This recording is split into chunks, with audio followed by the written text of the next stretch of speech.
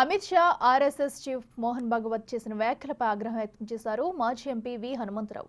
అమిత్ షా రాజ్యసభలో అంబేద్కర్ను అవమానించారని, ఇప్పుడు RSS chief Mohan Bhagwat భారతదేశాన్ని అవమానిస్తున్నాడన్నారు. 1947లో స్వాతంత్ర్యం వస్తే రామమందిరం అయోధ్యలో కట్టినప్పుడు నిజమైన స్వాతంత్ర్యం వచ్చిందని మోహన్ భగవత్ అనడం ఏంటని ఆయన మండిపడ్డారు.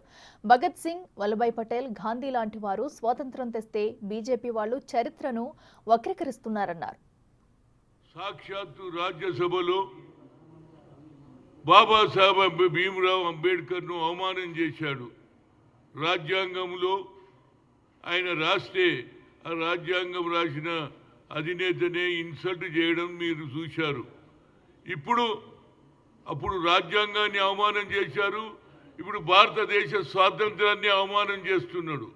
ఎవరు? Mohan Bhagat, RSS chief.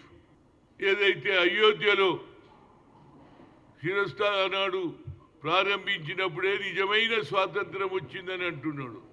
ఎంత అవమానం అండి! అక్కడ షహీద్ భగత్ సింగ్ను కూడా అవమానం చేశాడు. ఆనాడు దేశ స్వాతంత్రం గురించి నేను ప్రాణాలన్నీ ఇస్తా కానీ స్వాతంత్రం నేను వదులుకోని అన్నటువంటి నాయకుడిని కూడా అటు అంబేద్కర్, ఇటు షహీద్ భగత్ సింగ్. అంటే ఏ విధంగా కనిపిస్తుందంటే వీళ్ళలో మార్పు రాలే.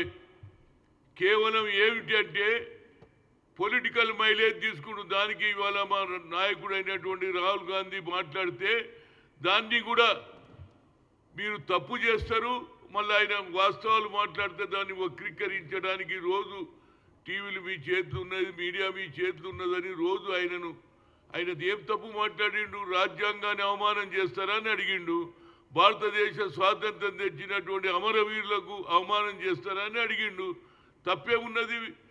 వీళ్ళ ఆలోచన చరిత్రను వక్రీకరిస్తున్నారు. రేపు ఏదైనా క్వశ్చన్ వేసిననుకో, ఎస్ఏ కాంపిటీషన్, డిబేట్ కాంపిటీషన్లు అంటే స్వాతంత్రం ఎప్పుడు వచ్చిందంటే వీళ్ళు అయోధ్య ఓపెన్ అయినప్పుడు వచ్చిందని పిల్లలు రాస్తారా లేదా? ఏం అన్యాయం అండి! అంబేద్కర్ రాష్ట్ర రాజ్యాంగాన్ని కూడా నువ్వు అవమానం చేస్తావు. దేవుని పూజ చేస్తే స్వర్గానికి పోతావని చెప్తావు.